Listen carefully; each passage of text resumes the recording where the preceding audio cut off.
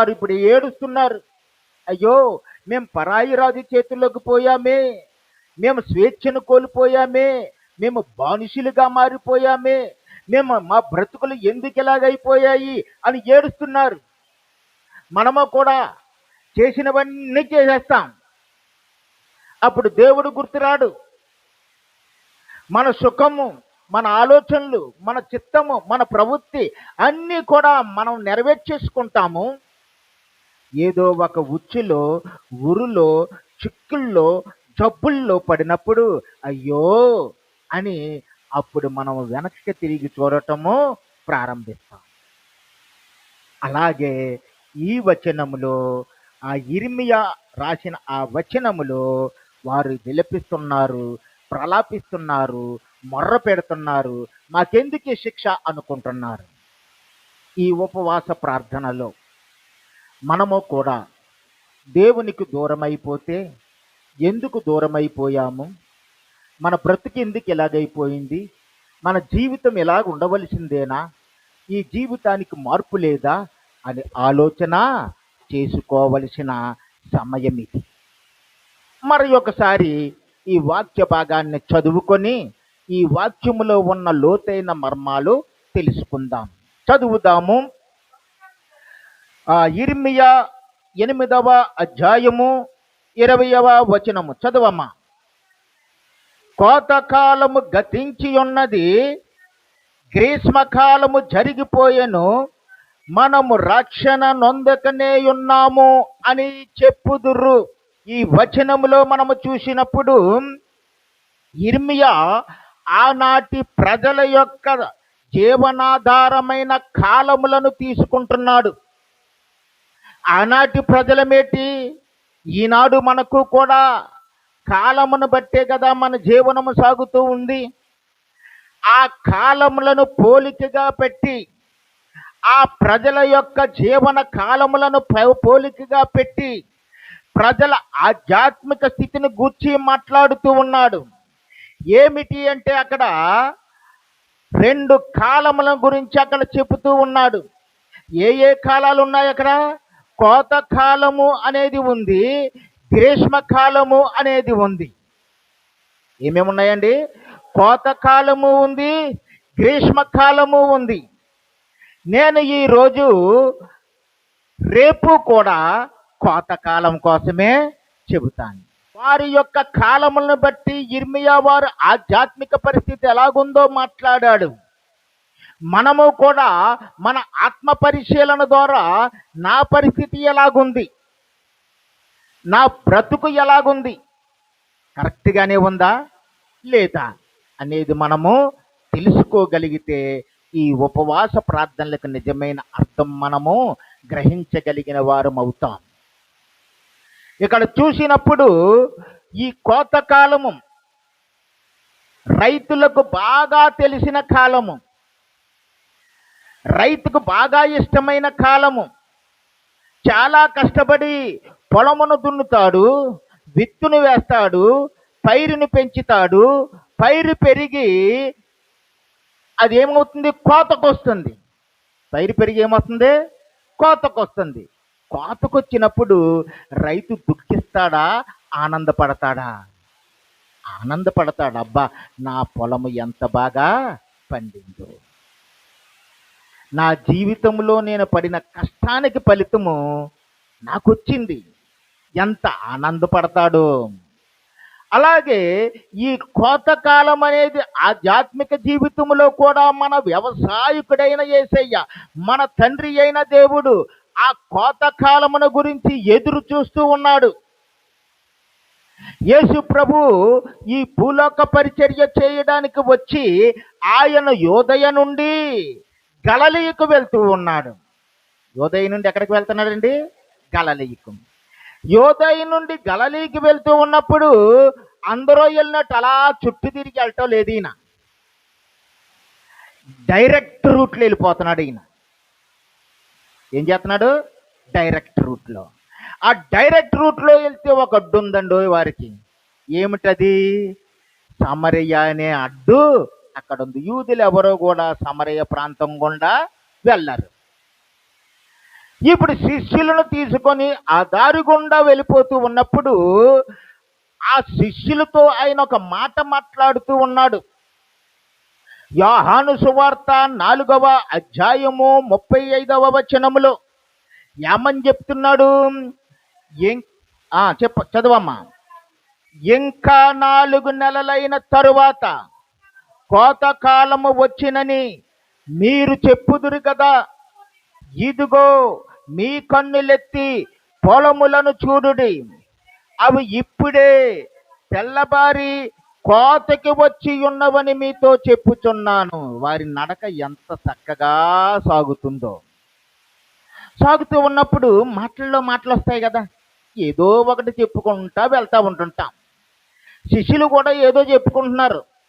అంటే మళ్ళాటి శిష్యులే సొల్లు కబుర్లు ఎక్కువ చెప్పుకుంటున్నారేమో కదా. అలా చెప్పుకుంటున్నప్పుడు ప్రభు హఠాత్తుగా ఒక మాట మాట్లాడాడండి. ఏమని మాట్లాడాడు?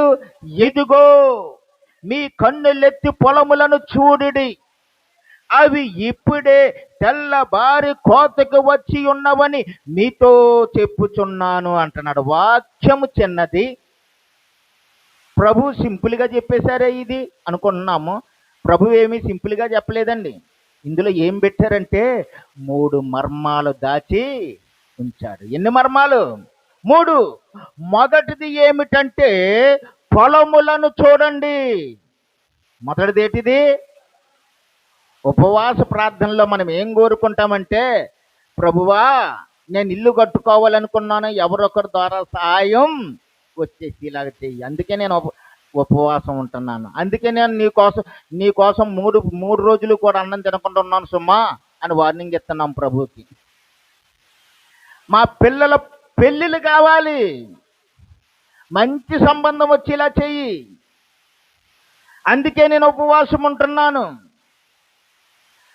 మాకు ధనము కావాలి, సంపద కావాలి, సుఖజీవనము కావాలి, ఆశీర్వాదాలు కావాలి, అందుకే నేను ఉపవాసం ఉంటున్నాను.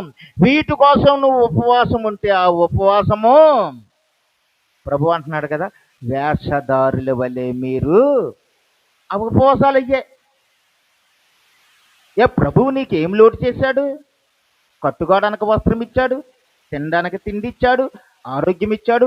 వీటి కోసం ఎందుకు ఇంకా ఉపవాసం? మనం వీటి కోసం కాదు, పొలములను చూసే ఉపవాసము నువ్వు చెయ్యాలి. ప్రభువా ఈ రోజు నేను పొలములు చూసే కన్నులు నాకు ఇయ్యి, వాటి గురించి ఉపవాసము చేసే ఉపవాసము నాకు నేర్పు అని నువ్వు చెయ్యాలి. వాక్యం ఏమంటుందంటే పొలములను చూడుడి.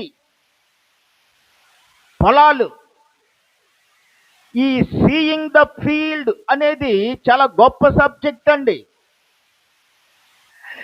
భారతదేశంలో 60% మంది రైతులే ఉన్నారు మన దేశంలో. మన పల్లెటూరులు చూడండి, పచ్చగా ఉంటాయి. రైతులు ఉంటారు, పొలం మీద జీవిస్తూ ఉంటుంటారు, పొలాన్ని నమ్ముకుని ఉంటారు, దానిని ఆధారంగా చేసుకుని బ్రతుకుతూ ఉంటుంటారు. వారికి కోతకాలం అంటే చాలా చక్కగా తెలుసు, బాగా తెలుసు. మరి ప్రభువు ఏమంటున్నాడంటే ఇంకొక 4 నెలలైన తర్వాత కోతకాలము వచ్చును అంటున్నాడు. అంటే ఇక్కడ చెబుతున్న మాట ఏమిటంటే మీరు పొలములను చూడండి. శిష్యులకు ప్రభువు యొక్క తత్వమేమీ అర్థం కాలేదు. ఇదేంటి, ఈయన రోగుల దగ్గరికి వెళ్ళి ప్రార్థన చేసి రోగులను స్వస్థపరుస్తాడు అనుకుంటే మనల్ని పొలాలు చూడమంటున్నాడు ఏంటి? ఒక కొండ మీదకి తీసుకెళ్ళి పెద్ద మీటింగ్ పెట్టి ఆకలేస్తుంది అని ఎవరైనా మా బొట్టు వాళ్ళు చెప్తే 5 రొట్టెలు దండి, 2 చేపలు దండి, నేను మీ ఆకలి తీరుస్తాను అని అంటాడు అనుకుంటున్నాము. ఇలా చెప్తున్నాడేంటి? పొలాలు చూడమంటున్నాడేంటి?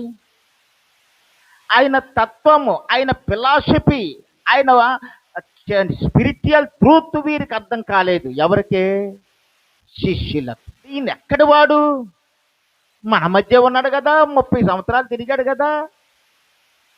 30 సంవత్సరాలు ఆయన వడ్రింగి పని చేసుకుంటూ మన మధ్య తిరిగాడు కదా. రోజు చూస్తున్న పొలాల్ని ఈరోజు కొత్తగా చూడమంటున్నాడు. ఏమిటి అసలు ఈయన ఎక్కడి వాడు? యేసు ప్రభు వారు అనేక మార్లు చెప్పారు. ఏమని? నేను నా తండ్రి యొద్ద నుండి వచ్చి ఉన్నాను. ఎందుకు వచ్చాడు ఈయన? ఎందుకు వచ్చాడంటే ఒక గొప్ప కార్యము నిమిత్తం వచ్చాడు. మానవుల రక్షణ నిమిత్తం వచ్చాడు. నశించి దాన్ని వెతికి రక్షించడానికి వచ్చాడు. అందుకొచ్చాడు. కానీ శిష్యులకు అర్థం అవటం లేదు.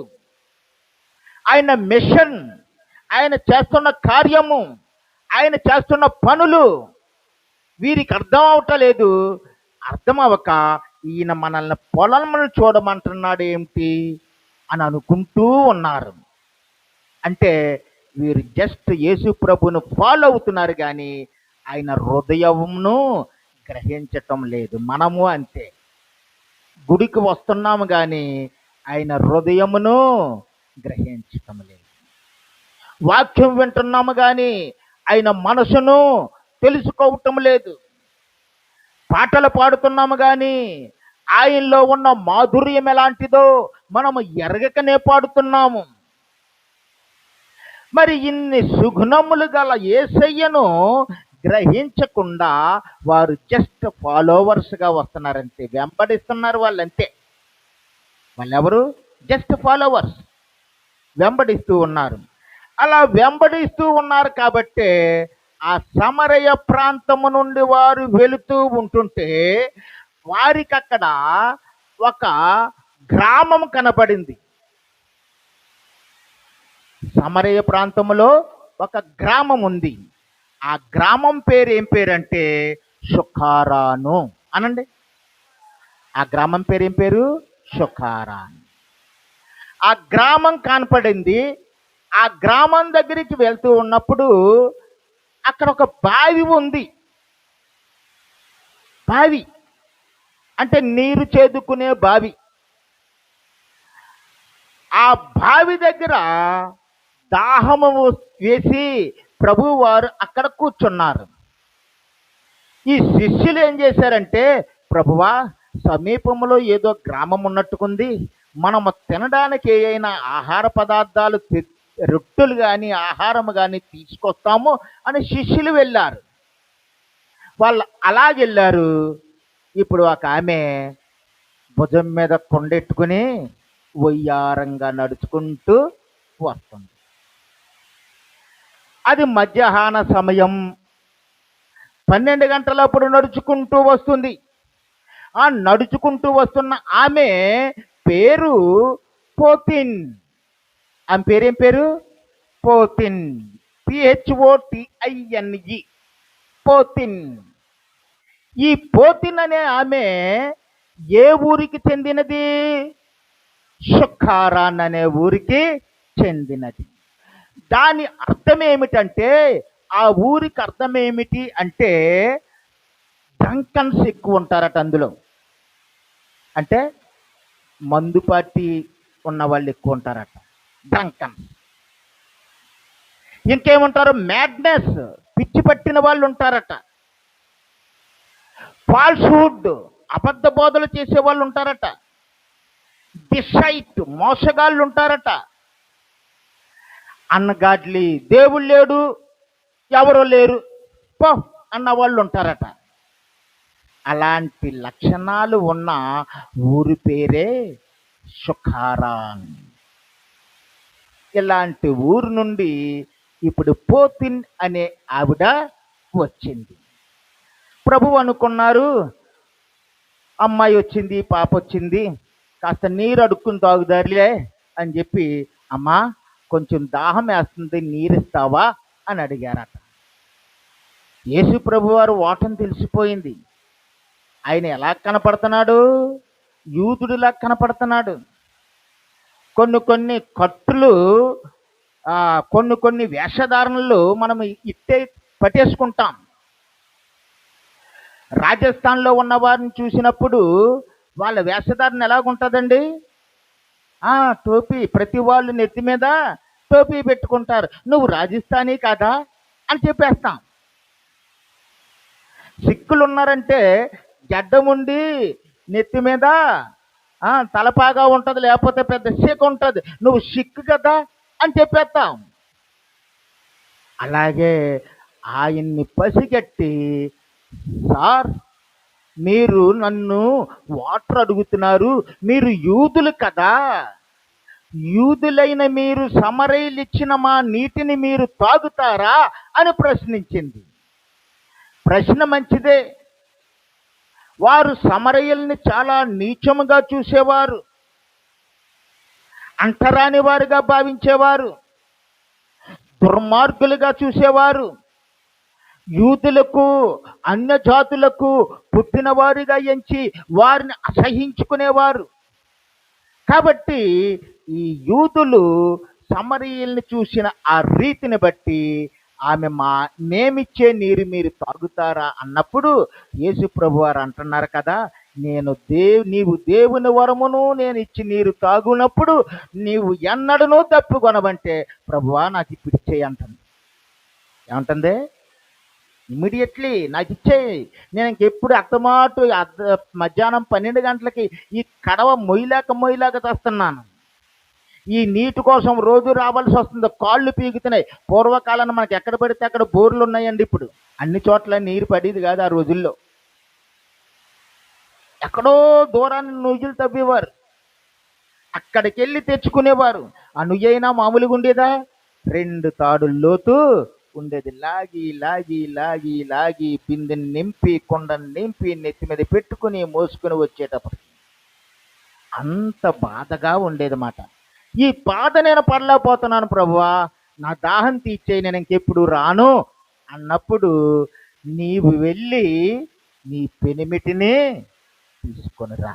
నాకు పెనిమిటి ఎవరున్నారు అంటే, నీకు 5 పెనిమిట్లు ఉన్నారు, ఇప్పుడున్నవాడు కూడా పెనిమిటి తీసుకురా.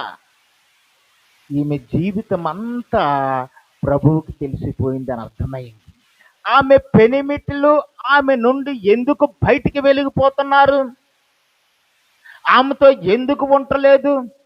ఈ పొతిన్ అనే ఈమె ఎలాంటిది అని ఆ వారి స్థానిక గ్రంథాలు చెబుతున్నాయంటే, చీటికి మాటికి కోప పడుతుందట. ఏ మొగుడికైనా ఒక రోజు కాపు పడితే ముద్దుగా ఉంటుంది భార్య. మా ఆవిడ ఎంత బాగా కోపపడ్డది, ముద్దు వస్తుంది నువ్వు కోపపడతానంటేనే, అసలు నువ్వు కోపంలోనే అందంగా ఉంటావు అంటాడు. ఏదో ఆ రోజుకి ఆ టైంకి అలా పోవాలి కాబట్టి మగాళ్ళు అలా చెప్తారు. మరి రోజు కూడా కోపపడతానంటే ఏ మగాడికి మాత్రం ఉండగలడా? కోపం తట్టుకుని ఉండలేడు. ఇంకా ఈమెకు నోటు దురుసు ఎక్కువట. కూర్చుంటే మాట, నిలబడితే మాట, మాట్లాడితే ఏదో ఒకటి, ఏం చేయాలో పాలుపోని స్థితి. ఇంకా ఈమెకి చులకనగా చూసే స్వభావం కూడా ఉంది. కొంతమంది చూడండి, భర్తలను ఎలా చూస్తారు? చులకనగా చూస్తారు. నేనే గ్రేటు, నేనే రాణి, నేనే క్వీన్ అన్నట్టు ఉంటుంది వాళ్ళతో వ్యవహారం. ఈ పొతిననే ఆవిడ అలాంటిదే, అలాంటిదే. ఇంకా గొడవలు, పక్కవారితో గొడవలు, పక్కింటి వాళ్ళతో గొడవలు, ఈ పక్కింటి వాళ్ళతో గొడవలు. ఆ గొడవలు ఈ మొగుళ్ళు తీర్చలేక చచ్చిపోయేవారు. రోజు గొడవలే, వాళ్ళకి వీళ్ళకి గొడవలైతే ఇంకెలాగుంటుంది? ప్రాణం విసిగిపోతుంది. అలాగే వీధిలో రచ్చలు. పోనీ ఇంటి పక్కన గొడవకి వెళ్తుందంటే కొట్టుకి వెళ్తుంది, కొట్టు ఎక్కడ ఉంటుంది? వీధిలో ఉంటుంది. ఆ వీధిలో అన్న మామూలుగా వస్తుందంటే ఆ వీధిలో ఎవరో ఒకరితో గొడవ ఆడుకుంటుంది, ఆ వీధిలో జుట్టు పట్టుకుంటుంది, రచ్చ వేస్తుంది. ఇలాగా కుమ్ములాటల్లో రచ్చలు ఇవన్నీ భరించలేని ఈ భర్తలు, మా తల్లి నీతో ఉండే కంటే నేను ఎక్కడ ప్రశాంతంగా ఏ సన్యాసిగా బ్రతకటమే మంచిదని చెప్పి సెలవు తీసుకుని పోతా ఉండేవారు. ప్రభువు అన్నీ చెప్పేశాడు, ఇవన్నీ నువ్వు చేసావు కాబట్టి నువ్వు సరైన స్థితిలో లేవు, సరైన మార్గంలో లేవు. సరైన మార్గంలో రావాలంటే నేనిచ్చే నీరు నువ్వు తాగాలి. విన్న తర్వాత ఆ ప్రభువు మాటలు ఆమె హృదయంలోకి చొచ్చుకుని వెళ్ళాయి. ఆమె బ్రతుకు కడిగి వేయబడింది. కడిగి వేయబడి ప్రభు దగ్గరికి వచ్చి, అయ్యా ఆ నీటిని నాకు ఇవ్వవా, నా దాహము తీర్చవా అని అడిగింది. ప్రభు అంటున్నాడు కదా, ఆ దాహము మనము నీరు తాగితే, ఒక నీరు తాగితే మరలా 4 గంటల తర్వాత దాహం వేస్తుంది. ఒక గ్లాసు నీరు తాగితే ప్రభువు తీర్చే దాహము శరీర సంబంధమైన దాహము కాదు. ఆయన ఒకసారి దేవాలయంలోకి వెళ్ళారు. దేవాలయంలోకి వెళ్ళినప్పుడు అది ఒక పండగ దినం. ఆ పండగ ఏమిటంటే మహాపండగ అని చేసుకుంటారు యెరూషలేము దేవాలయంలో. చూడండి అక్కడ యోహాను సువార్త 7వ అధ్యాయం 37వ వచనములో, ఆ పండగలో మహాదినమైన అంచె దినమున యేసు నిలిచి, ఎవడైనను దప్పికొనిన ఎడల నా యొద్దకు వచ్చి దప్పిక తీర్చుకొనవలెను. మనకు ఉన్న ఆత్మ సంబంధమైన దప్పిక, దేవుణ్ణి చూడాలి, దేవుని గురించి తెలుసుకోవాలి, దేవుని ప్రేమ నేను ఎరగాలి, దేవుని కొరకు నేను జీవించాలి, దేవుడు మార్గములో వెళ్ళాలి, నిజమైన దేవుడు నాకు కావాలి అనే కోరిక ఎవరికైనా ఉంటే, ఎవరైనా దేవుణ్ణి చూడాలనుకుంటే, ఆ దేవుణ్ణి చూడాలనుకునే దప్పిక, ఆ దాహము కలిగిన వారు యేసు దగ్గరికి వస్తే ఆ దాహము వెంటనే తీరుతుంది. ఆ దాహం ఎలా తీరుతుందండి? వెంటనే యేసు గురించి తెలుసుకుంటే దేవుని గురించి తెలుసుకున్నాడు. ఆమె యేసు మాటలు వింది. నిజమే, ఈయన నిజముగా దేవుడే, నిజముగా రక్షకుడే, నిజముగా క్రీస్తే అని గ్రహించింది. గ్రహించినప్పుడు ఆమెతో మాట్లాడుతూ ఉండగా యేసు ప్రభువుకి శిష్యులు ఉన్నారు కదా, వారు ఆహారం కొన్నాక పక్క ఊరికి వెళ్ళారు కదా, వారు వచ్చారు. ఆ శిష్యులు వచ్చారు. వచ్చి ఇక్కడ యేసు ప్రభు ఉన్నారు, ఇక్కడ ఆమె ఉంది, ఇద్దరు మాట్లాడుకుంటున్నారు. వీళ్ళు ఏం చేస్తున్నారు? చాటుని నిలబడి చూస్తున్నారు. ఏం చేస్తున్నారు? చాటుని. ఆడామగా మాట్లాడుకుంటే ఏదోటి అనేసుకుంటుంది కదా లోకం. ప్రభువుకేంటి అలాంటి దాంతో మాట్లాడుతున్నాడు? ఒంటరిగా మాట్లాడుతున్నాడు. ఈయనకి ఏమైంది మనసులో అనుకుంటున్నాడు, కానీ చెప్పలేకపోతూ ఉన్నారు. పోనీ ఏదైతే అవుతుందిలే అని చెప్పి దగ్గరికి వచ్చారు. దగ్గరికి వచ్చినప్పుడు యేసు ఆ స్త్రీతో మాట్లాడటం చూసి వారు ఏమయ్యారంటే ఆశ్చర్యపడ్డారు. ఏం మాటలంటే అవి దాహము తీర్చే మాటలు, పోకిరి మాటలు కాదు, జీవపు మాటలవి. వారు విన్న మాటలు ఏంటంటే హృదయాన్ని మార్చే మాటలు, జీవమిచ్చే మాటలు, పోకిరి మాటలు కాదు. ఆశ్చర్యపోయారు. ప్రభువు ఇందుకోసమా ఇక్కడ వెయిట్ చేసింది, ఇందుకోసమా ఇక్కడ ఉన్నది అని చెప్పి వారు ఆశ్చర్యపోయారు. ఆశ్చర్యపోయిన వారు ఒక దృశ్యాన్ని చూశారు. అది ఏమిటంటే యేసు ప్రేమను పరిపూర్ణముగా అనుభవించిన ఆమె, ఆమె జీవపు మాటలు స్వీకరించిన ఆమె, ఆ 4 నెలలు పోయిన తర్వాత ఇదిగో అది కోతకు వస్తుంది అని అనుకున్నారు. చూశారు, ఆ పొలములను చూశారు వాళ్ళు. ఎవరిలోని? సమరయ స్త్రీలో. ఇప్పుడు పొలం ఎవరయ్యారు? సమరయ స్త్రీ అయ్యింది. పొలమును చూశారు. ఇప్పుడు ఈ పొలము ఫలించేలాగయ్యింది, ఈ పొలము పనికొచ్చేలాగా మారింది, ఈ పొలము అమూల్యమైనదిగా మారిపోయింది. ఈ పొలం ఏం చేసిందంటే వారు అక్కడ ఉండగానే తన జీవితమును మార్చుకొని ఆమె ఏం చేసింది? ఊర్లోకి వెళ్ళిందండి. ఊళ్ళోకి వెళ్ళి అక్కడ మామూలుగా ఉండలేదు. ప్రభువు చెప్పిన ప్రతి మాట వారికి పిలిచి చెబుతుంది. ఆ ఊళ్ళో వాళ్ళు ఏమనుకోవాలా? అదేదో పిచ్చిది, మనం లెక్క చేయం కదా, ఏదో వాగుతుంది, ఆమె కూడా మనకెందుకు అని అనుకోవాలా. కానీ ఆమె ఫలించిన పొలమయ్యి, దేవుడు కార్యము చేస్తున్నదయ్యి, దేవుడు మాటలు ఆమె నోట ఉంచబెట్టి ఆ మాటలు దేవుడు మాటలుగా వారికి వ్యాపించేసాయి. ఒకటి నుండి ఒకటి మొత్తం ఊరంతా సువార్త వెళ్ళిపోయింది. ఊరంతా ఏమైపోయిందండి? సువార్త వెళ్ళిపోయింది. అవునా? మనము మన పితరులు పూజిస్తున్న ఆ కొండ మీదకి వెళ్ళి పూజిస్తున్నాము కానీ మెస్సయ్య వస్తాడని మనం ఎదురు చూస్తున్నాము కానీ ఆ మెస్సయ్య వచ్చేసాడా? నిజంగా వచ్చేసాడా? అమంటుంది నిజమే, నేను చూశాను, నేను చేసినవన్నీ చెప్పేశాడు, నేను చేయబోయేవి చెప్పేశాడు, నేను పొందబోయే ఆత్మను కూడా ఆయన ఇచ్చేశాడు నాకు.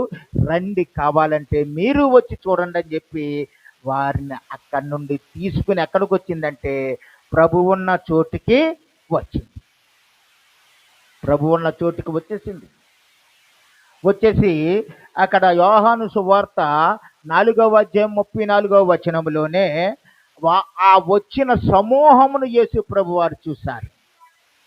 చూసి నన్ను పంపిన వాని చిత్తము నెరవేర్చుటయు ఆయన పని తుదముట్టించుటయు నాకు ఆహారం అయి ఉన్నది. ప్రభువా ప్రభువా, ఆ మెలిపోయింది కదా, ఇంకా అలాగే ఎదురు చూస్తూ ఉంటావేటి?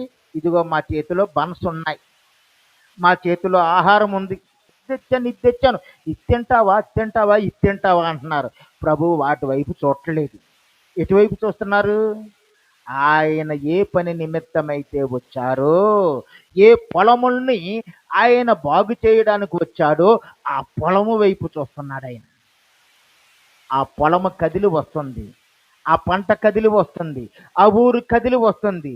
ఆ ఊరు కదిలి వస్తూ ఉన్నప్పుడు ఆయన అంటున్నాడు కదా, ఈ ఆహారం కాదు నాకు కావలసింది, అదిగో నేను తుదముట్టించుటకు నా తండ్రి పని నెరవేర్చుటకు నేను వచ్చిన పని అది నాకు ఆహారమై ఉంది. ఏమిటి ఆహారం అంటే ఆత్మల సంపాదన మన ప్రభువుకి ఆహారమై ఉంది. ఏ సంపాదన?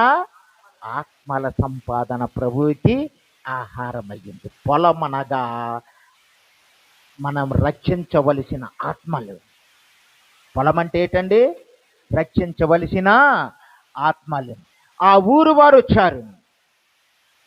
ఆ ఊరు వారు వచ్చి ఆ ఊరు వారికి యేసు ప్రభు బోధించారు. ఆ బోధ విన్నారు.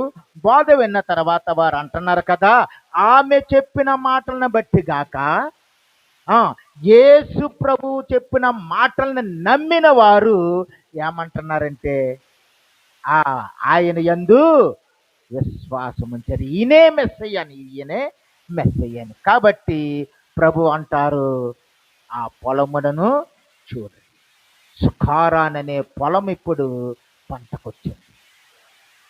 గంగనాపల్లి అనే పొలం ఇప్పుడు మనము చూడాలి, పంటకొచ్చింది, కోతకొచ్చింది. గంగనాపల్లి అనే పొలము కోతకొచ్చింది. ఈ కోతకొచ్చిన పొలము ప్రభువుకి కావాలంటే నువ్వేం చేయాలంటే ఉపవాస ప్రార్థనలో, ప్రభువా నాకు ఆశీర్వాదాలు ఇయ్యి, నాకు నగలియ్యి, నాకు మేడలియ్యి, నాకు మిద్దెలియ్యి, నాకు ఉద్యోగం ఇయ్యి, పల్లెల సంబంధాలు కుదుర్చు, ఇవన్నీ దేవుడు నిన్ను పుట్టించాడు, నీకు ఆల్రెడీ నీకు దాచుంచేశాడు. వాటి కోసం నువ్వు అడగొద్దు. నువ్వేం చేస్తావంటే ఈ గంగనాపల్లి పొలం వైపు చూడు తండ్రి అని చెప్పి నువ్వు ఉపవాసం ఉండాలి. ఏం చేయాలి? ఉపవాసం ఉండాలి.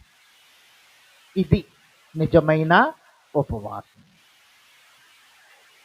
అదే వాక్యంలో 2వ భాగమునకు వద్దాం. ఏమిటి 2వ భాగం? ఏమిటంటే అత్యవసరతను గ్రహించాలి. ఏం గ్రహించాలి? Grasping the urgency. చాలామంది మేము ఏం చేస్తామంటే నిర్లక్ష్యం చేస్తూ ఉంటుంటాం. ఇక్కడ మనం చదివిన వాక్య భాగంలో, ఇందాక చదివిన వాక్య భాగంలో చూడండి, పొలమును చూడిడి అన్న తర్వాత అవి ఇప్పుడే తెల్లబారి కోతకి వచ్చినవి అంటున్నాడు. ఇప్పుడే. ఆ మాటలకు అర్థం ఏంటి? నౌ, రైట్ టైం, ఇప్పుడే. అంటే అది ఎమర్జెన్సీ. ఇప్పుడే మనం ఆ పని చేయాలి. అర్జెన్సీని గ్రహించాలి, ఎమర్జెన్సీ అని మనం భావించాలి. మరి మనం పొలములను చూస్తూనే ఉంటున్నాం చాలా చాలా ఏళ్ళ నుండి. ఏమిటా పొలాలు అంటే మన చుట్టూ ఉన్న పొలాలే. కోతకాలం పోతుంది, గ్రీష్మకాలం కూడా పోతుంది, ఆ పొలాలు అలాగే ఉంటున్నాయి. ఈ వ్యవసాయదారుడు ఏం చేస్తాడట, విత్తినప్పుడు అది పెరిగి పెద్దదై కోతకు రావటం చూస్తాడు. ప్రతిరోజు కూడా ఆ రైతు పని లేక గట్లంట తిరగడండి. పని లేక తిరుగుతాడా? తిరగడు. ఆ పొలమును చంటి బిడ్డలాగా చూసుకుంటాడు. అది పెరిగి పెద్దదై అది పైరుగా మారినప్పుడు అతనికి ఎంతో ఆనందం వస్తుంది. అది కోతకు వస్తుందని ఆనందం వస్తుంది. ఆ కోతకు వచ్చిన సమయంలోనే ఆ రైతు ఏం చేయాలన్నమాట, పంటను కొయ్యాలి. కోతకు వచ్చేసింది, వెన్నెలు వాల్చేసింది, వెన్నెలు బరువెక్కాయి.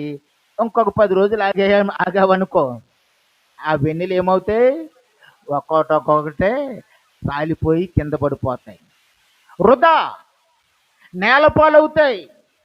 ఇప్పుడు ఆత్మీయ జీవితంలోనూ కూడా అంతే. నిర్లక్ష్యం చేస్తే పంట ఎలాగైతే నేలపాలవుతుందో, ఎమర్జెన్సీని గ్రహించకపోతే, అత్యవసరములో ఆ టైం వచ్చినప్పుడు ఆ కోతను నువ్వు కోయకపోతే ఇప్పుడు ఏం జరుగుతుందంటే ఆ పంట నేలపాలు అయిపోతుంది. అలాగే ప్రజలు కూడా సమయానికి దేవుని వాక్యము వారికి చెప్పి, సమయానికి దేవుని వాక్యము చెప్పి వారిని దేవుని యొద్దకు రప్పించకపోతే, నడిపించకపోతే, రక్షణ ఇప్పించకపోతే వారు ఏమవుతారంటే నశించి పోతారు. ఏమవుతారండి వారు? నశించిపోతారు. ఆ పొలాలు మన ఇల్లే. ఆ పొలాలు ఏంటండి? మన ఇల్లే. చూడండి, కొంతమంది భార్యలు దేవుని దగ్గరికి వస్తారు. మన ఇల్లు ఒక పొలం అయితే భర్త రాడు, పిల్లలు రారు. భర్త దేవుడిలో ఉంటాడు, భార్య రాదు. ఆ పొలాలు మన గ్రామములో, మన ఇళ్లలో, మన చుట్టుపక్కల ప్రాంతాలలో మరి ఎంతోమంది ఇలాగే రక్షణ లేకుండా నశించిపోతూ ఉన్నారు. కాబట్టి కోత అవసరమని మనము చాలా చాలా చాలా గ్రహించాలి. అయ్యో, దేవుడికి ఉపయోగపడే ఆ కోత మరి నిర్లక్ష్యం చేస్తే నేలపాలు ఉన్నట్టే. మరి నా కుటుంబంలో దేవుని నమ్ముకోకుండా మేము ఉన్నప్పుడు, ఏదో ఒక సమయంలో వృద్ధాప్యములో అన్న చనిపోయినప్పుడు ఎక్కడికి పోతారు వీరు అంటే మట్టు లేని గొయ్యిలోకి. నేలపాలు ఏ క్షణములోనైనా జీవితాలు ముగిసిపోతాయి. చిన్న వయసులో చాలామంది చనిపోతూ ఉంటుంటారు. అలాగే వృద్ధాప్యమైనప్పుడు, ముసలివాళ్ళు అయిపోయినప్పుడు, కాలం తీరినప్పుడు చనిపోయిన వారు ఉంటారు. అందుకే యాకోబు భక్తుడు 4వ అధ్యాయం 14వ వచనంలో అంటున్నాడు కదా, రేపేమి సంభవించినో మీకు తెలియదు, మీ జీవమే పాటిది, మీరు కొంతసేపు కనపడి అంతలో మాయమైపోవు ఆవిరి వంటి వారు కారా అంటున్నాడు. నిజమే కదా, మన జీవమే పాటిదండి. అందుకే మనము అత్యవసరతను గ్రహించి, బాబు దేవుని వాక్యములో స్వర్గము, పరలోకము, నరకము అనేవి ఉన్నవి. యేసులో ఉండి నువ్వు రక్షింపబడితే పరలోకానికి వస్తావు, రక్షింపబడకపోతే నరకానికి పోతావని మనము ప్రజలకి చెప్పగలగాలి. మన ఇంట్లో ఉన్న వాళ్ళకి చెప్పగలగాలి. ఒక పాస్టర్ గారు టౌన్కి వచ్చారు.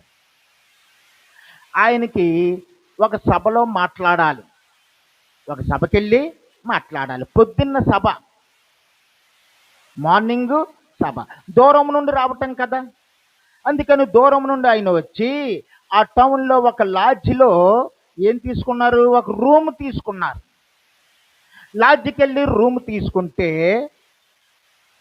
ఆ రూమ్ బాయ్ పాస్టర్ గారు బ్యాగ్ తీసుకుని రూమ్ వరకు తీసుకొచ్చి ఆ తలుపులు తీసి, సార్ ఇదేనండి మీ రూము అన్నారు.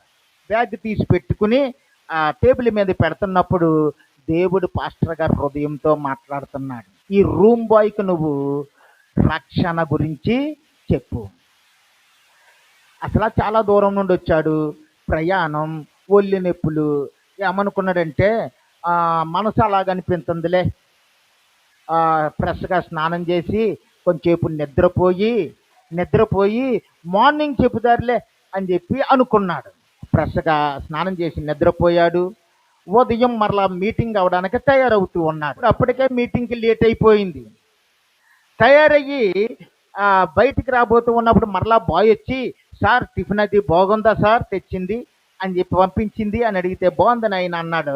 ఇప్పుడు ఈ టైంలో మరలా దేవుని హృదయం ఏం చెప్తుందంటే, నువ్వు ఆయనకి వాక్యం చెప్పు, చాలా అర్జెంటు, నువ్వు వాక్యం చెప్పు అని లోపల ప్రేరేపణ చెబుతుంది. దేవుడు మాట్లాడుతున్నాడు లోపల. మాట్లాడుతున్నప్పుడు టైం చూసుకున్నాడు. ప్రభువా, ఇంకొక అరగంటలో అక్కడికి వెళ్ళాలి, ట్రాఫిక్లో మధ్యలో చిక్కడిపోయినంటే వాళ్ళ మీటింగ్ లేట్ అవుతుంది, మీటింగ్ నుండి తిరిగి వచ్చిన తర్వాత నేను వాక్యం చెప్తానులే అని చెప్పి మరలా మీటింగ్కి వెళ్ళిపోయాడు. అక్కడ మీటింగ్ అంతా పూర్తయింది. సాయంత్రం తిరిగి వచ్చాడు. తిరిగి లాడ్జికి వచ్చాడు. లాడ్జికి సాయంత్రం వచ్చేటప్పటికి ఆ లాడ్జిలో పోలీసులతో అటు ఇటు అడావుడిగా ఉంది. ఆ వరండాలోకి వచ్చాడు. వరండాలోకి వచ్చి ఆ రూమ్ బాయ్లు ఇంకా ఉంటారు కదా, అలాంటి బాయ్ని, అరే బాబు ఏంటి పోలీసులు వచ్చారు, ఏమైంది అని అడిగాడు.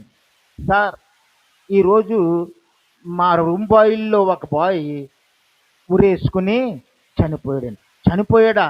ఎవరు, ఎక్కడా అంటే, అదిగో పలానా చోటండి. ఈయన అలాగ వెళ్ళి చూశాడు. చూసిన తర్వాత ఆ ఫ్యాన్కి ఏ రూమ్ తాళమైతే తెచ్చి పాస్టర్ గారి చేతిలో పెట్టాడో, ఏ వాటర్ సర్వ్ చేసి పాస్టర్ గారికి వాటర్ తాగండి అని ఇచ్చాడో, ఏ పరిచర్యలు చేశాడో, దేవుని హృదయము అతనికి రక్షణ వాక్యం చెప్పని పదే పదే పాస్టర్ గారు హృదయాన్ని ప్రేరేపిస్తుందో, ఆ బాయ్ ఆ ఫ్యాన్కి ఉరి వేసుకుని గిలగిలా తన్నుకుని చనిపోయి నిర్జీవంగా వేలాడుతూ ఉన్నాడు. అప్పుడు ఆ పాస్టర్ గారు అన్నారు, అయ్యో ప్రభువా, నేను ఎంత తప్పు పని చేశాను, నేను అవసరతను గ్రహించలేదు, నీ మాటను వినలేదు, నీ ప్రేరేపణను పట్టించుకోలేదు. ఈ కోత అవసరతను గ్రహించకుండా పాస్టర్ గారు నిండు ప్రాణం పోవడానికి కారణమయ్యాడా లేదా? అలాగే మన ఇళ్లలో, మన చుట్టుపక్క దేవుడు ప్రేరేపణ ఇస్తాడు. వారికి వాక్యం చెప్పు, రక్షణ బోధించు, సువార్త చెప్పు అని ప్రేరేపణ ఇచ్చినప్పుడు నువ్వు చెప్పకపోతే నువ్వు కూడా ఆ దైవజనులాగే తప్పు చేసినట్టు అవుతుంది. ఎంత బాధపడ్డాడు. బాధపడితే ప్రాణం వస్తుందా? నరకానికి పోయి. మరి మనమేం చెయ్యాలంటే మన చుట్టూ ఉన్న వారిని రక్షణలోనికి నడిపించాలంటే మనం సమయం కాదు, అది కాదు, ఇది కాదు అని మనము రకరకాల ప్రయత్నాలు చేస్తాం. చూడండి, యోహాను సువార్త 9వ అధ్యాయం 4వ వచనంలో, పగలున్నంత వరకు నన్ను పంపిన వాయిన క్రియలు మనము చేయుచుండవలెను, రాత్రి వచ్చిచున్నది, అప్పుడెవడునూ పని చేయలేడు. పగలున్నంత వరకు అంటే సువార్త ద్వారాలు తెరవబడ్డాయి. సువార్త ప్రకటించుకోవడానికి మనకు అవకాశం ఉంది. రాబోయే కాలం ఏంటంటే సాతాను యొక్క కాలము, అంధకార శక్తులు కమ్ముకునే కాలము, చీకటి కమ్ముకున్న కాలము. అప్పుడు నువ్వు చెప్పాలన్న సువార్త చెప్పనే లేవు. ఇప్పుడే ప్రారంభమైంది. ఉత్తరప్రదేశ్ ప్రాంతంలో చూస్తే నలుగురు ఇంట్లో కూర్చుని ప్రార్థన చేస్తే పక్కనోళ్ళు ఇలా ప్రార్థన చేస్తున్నారండి, మత మార్పిడి చేస్తున్నారంటే వాళ్ళ మీద కేసులు పెడుతున్నారు. ఛత్తీస్గఢ్, హర్యానా ఇలాంటి ప్రాంతాలు, చీకటి కమ్ముకున్న ప్రాంతాలు. రేపొద్దున మన ప్రాంతము కూడా చీకటి కమ్ముకోక మానదు. ఎందుకంటే రాకడకే అది జరిగి తీరుతుంది. కాబట్టి సమయం ఉన్నంత వరకు నువ్వు దేవుని పని చేసి, నువ్వు పగలున్నంత కాలము దేవుని పని చేసి, అనగా దేవుని వెలుగున్నంత కాలం ఆయన పని చేసి, ఇప్పుడు నువ్వేం చేయాలంటే నువ్వు దేవుని యొక్క కోతను కొయ్యడానికి అత్యవసరతని గ్రహించగలగాలి. అదే వాక్య భాగములో 3వ భాగం ఏమిటంటే, 3వ భాగము పంటను ప్రభువు యొద్దకు తీసుకురావాలి. ముందేం చేసామండి మనము? ఒకటి పొలాల వైపు చూసాం. రెండవది ఏంటి? అత్యవసరత గ్రహించాం, అంటే వారికి సువార్త చెప్పాం. యేసు ప్రభు కారాని పొలం వైపు చూశాడు. చూసి ఏం చేశాడు? అత్యవసరత గ్రహించి ఆ ఆ ఆవిడికి పొతిన్ అనే ఆమెకు సువార్త చెప్పాడు. పొలము. ఇప్పుడు ఆ పొలమును సువార్త చెప్పిన ఆ పొలమును సువార్త విన్న వారిని ఎక్కడికి తీసుకురావాలంటే మరలా మనము ఆమె అదే పని చేసింది. ఊర్లోకి వెళ్ళింది. నేను మెస్సయ్యను చూశాను, దేవుని చూశాను, మీరు చూడాలనుకుంటే రండి, తీసుకొచ్చింది. కాబట్టి సువార్త విన్న మనుషులను ఎక్కడికి తీసుకురావాలంటే ప్రభువు దగ్గరికి తీసుకురావాలి. ప్రభువు దగ్గరికి తీసుకురావాలంటే వ్యక్తిగతంగా వారితో మాట్లాడాలి. డైరెక్ట్గా మాట్లాడితే వారు రారు. నీకొక సాక్ష్యం ఉండాలి. అమ్మా, నీకొక సాక్ష్యం లేకపోతే నువ్వు ఎలాగ రక్షించబడ్డావో, ఎన్ని కష్టాలు పడ్డావో, కష్టాల నుండి దేవుడు నిన్ను ఎలా గట్టెక్కించాడో చేపట్టమే సువార్త. నువ్వు బైబిల్ పట్టుకుని వాక్యం చెప్పక్కర్లేదు. నా కష్టాల్లో నుండి దేవుడు నన్ను ఎలాగా తీసుకుని వచ్చాడు, నువ్వు రా అని చెప్పక్కర్లేదు వాళ్ళని. అది చెప్పటమే సువార్త. కాబట్టి వారితో వ్యక్తిగతంగా మాట్లాడాలి.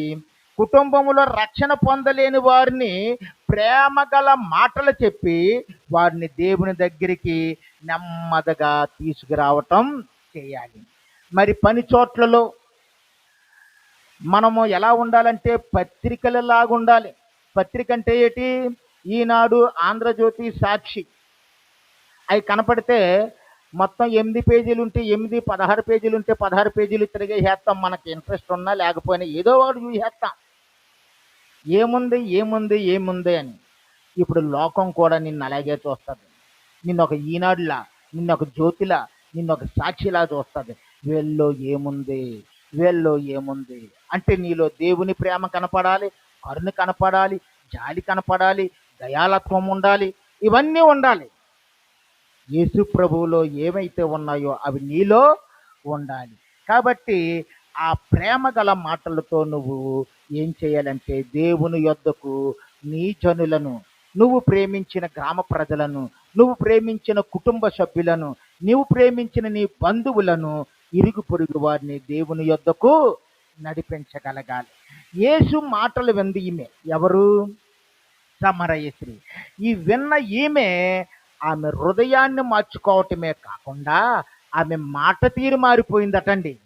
ఆమె హృదయాన్ని మార్చుకోవటమే కాకుండా ఆమె మాట తీరు మారిపోయిందట. నేను మొన్న గురువారం నాడు రైతు బజారుకి వెళ్ళాను. రైతు బజారుకి వెళ్ళిన తర్వాత కూరగాయలన్నీ కొనేసుకుంటే కొత్తిమీర, పుదీనా, కరివేపాకుల కోసం పక్కన ఒక షెడ్ ఉంటుంది. ఆ షెడ్లోకి వెళ్ళి కొనుక్కుంటున్నాను. ఎవరి దగ్గర కొనుక్కోవాలంటే దేవుడు ఒక చోటకి తీసుకెళ్ళి ఆఫ్ చేశాడు. ఆఫ్ చేసి నేను అన్నాను, బాబు నాకు ఒక కొత్తిమీర కట్ట ఇవ్వయ్యా అన్నాను. వాళ్ళు ఏం చేస్తారంటే ముదర కట్టల పైన పెట్టేస్తారు. అమాయకంగా వెళ్ళి ఎవడన్నా అడిగామనుకో టక్కని ఇచ్చేస్తాడు, డబ్బులు ఇచ్చేస్తే మనం బ్యాగ్లో వేసుకొచ్చేస్తాం. ఇచ్చాడు నాకు. నేను బ్యాగ్లో వేసుకోలేదు, వాసన చూశాను, వాసన రావట్లేదు ఏటయ్యా అన్నాను. అంటే మళ్ళీ దాన్ని పక్కన పెట్టి కింద తీసి ఇచ్చాడు.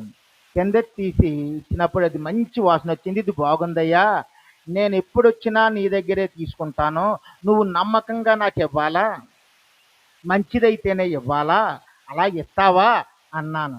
అంటే అతను ఏమంటున్నాడు? మీరు దేవుణ్ణి నమ్ముకున్నారా అని అడుగుతున్నాడు. ఏమంటున్నాడు? దేవుణ్ణి నమ్ముకున్నారు. నీకెలా తెలుసు దేవుణ్ణి నమ్ముకున్నారా అని అడిగావు అంటే మీ మాట తీరి తెలిసిపోతుందండి. మీరు మాట్లాడే మాటల్లో ఏదో ఉంది, మొత్తానికి ఏదో ఉంది. అది దేవుణ్ణి నమ్ముకున్న వాళ్ళకే ఉంటుంది.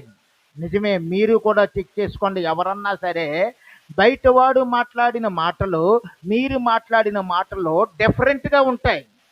మీ మాటల్లో ప్రేమ, మాధుర్యం, దయ, కరుణ కలిసి ఉంటాయి. పోకిరి మాటల్లాగా ఉండవు. మన మాట తీరు మారిపోతుంది. అలాగే ఈ సమరయ స్త్రీ మాట తీరు మారింది కాబట్టి ఆ ఊళ్ళో వాళ్ళు ఏం చేశారంటే ఆమెను నమ్మారు. అంతే కదా? ఆమె మాట తీరు మారింది. యేసు ప్రభు మాటలు వింది, వాక్యం వింది, ఆ మాట తీరు మారింది.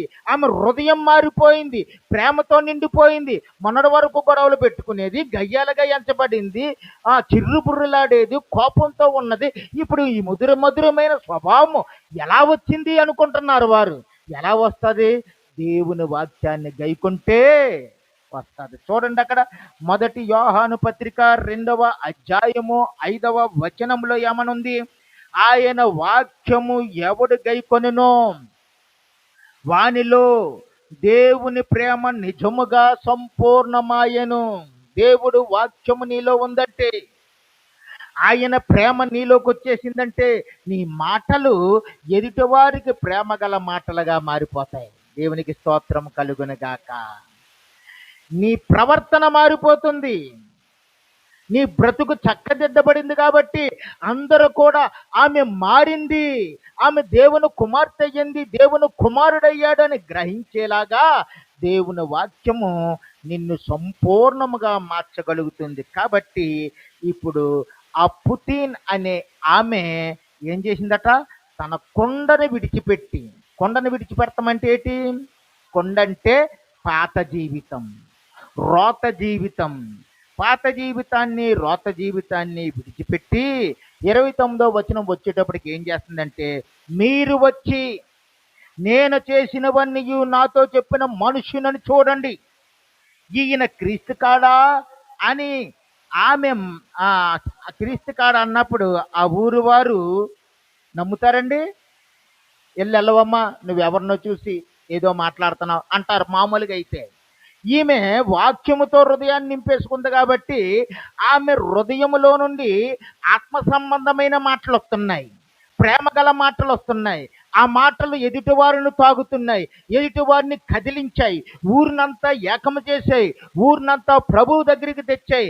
ప్రభువు దగ్గరికి తెచ్చినప్పుడు అప్పుడు ఏమైందంటే ఆమెకు గొప్ప గౌరవము వచ్చింది. నవ్విన నాపతేను పండదా అన్నట్టు. గతంలో ఆమెను చూసి ఏం చేశారు? ఏళన చేశారు, నవ్వారు. ఇప్పుడు ఆమె ఏమైంది? ప్రభువుకి ఇష్టమైన పంటగా మారిపోయింది. ఆ స్త్రీ సాక్ష్యాన్ని బట్టి ఆ ఊరంతా ఇప్పుడు ఎవరి దగ్గరికి వచ్చిందండి? యేసు ప్రభువు దగ్గరికి వచ్చి రక్షణ పొందింది. అంతే, ఆ ఊరంతా కోత కాలంలోనికి వచ్చి కోత కోయబడి దేవుని దగ్గరికి పట్టుకురాబడింది. ఇందులో మనం ఎన్ని విషయాలు చెప్పుకున్నాం? 3 విషయాలు. ఒకటి ఏమిటంటే, మొదటిది పొలాన్ని చూడాలి, రెండవది అత్యవసరతను గ్రహించాలి, మూడవది కోతను లేదా పంటను ఎక్కడికి తేవాలి? ప్రభువు దగ్గరికి తేవాలి. ఇదే నిజమైన